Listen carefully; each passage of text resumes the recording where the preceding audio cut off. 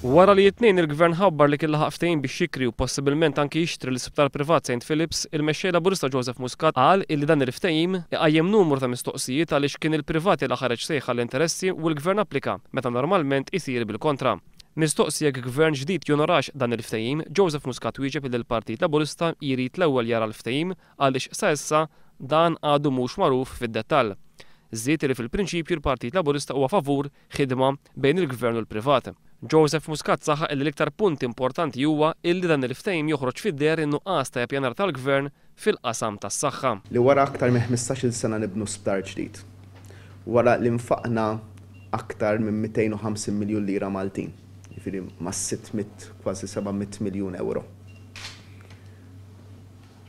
U wara biss 4 snin li inawgurajna l-isptar il-ġdid, morna biex xtrajna sptar ieħor, jew irridu nixtru sptar ieħor. Min-naħa tiegħu John Bencini fisem il-Forum Unions Maltin tkellem dwar il-proposti illi huma qegħdin iressqu għall-elezzjoni ġenerali. Saħaq li l-privat irid ikun kontabbli meta jidħol f'public-private partnerships, ħaġa li qal mhux qed issir biżżejjed, u semma kif anzjani li jgħixu fid-djar tal-anzjani privati qed ikollhom iħallsu ta' kull servizz illi jingħataw. Bil-konsegwenza li ħafna minnhom ma jifilħux iktar għal dawn il-piżijiet.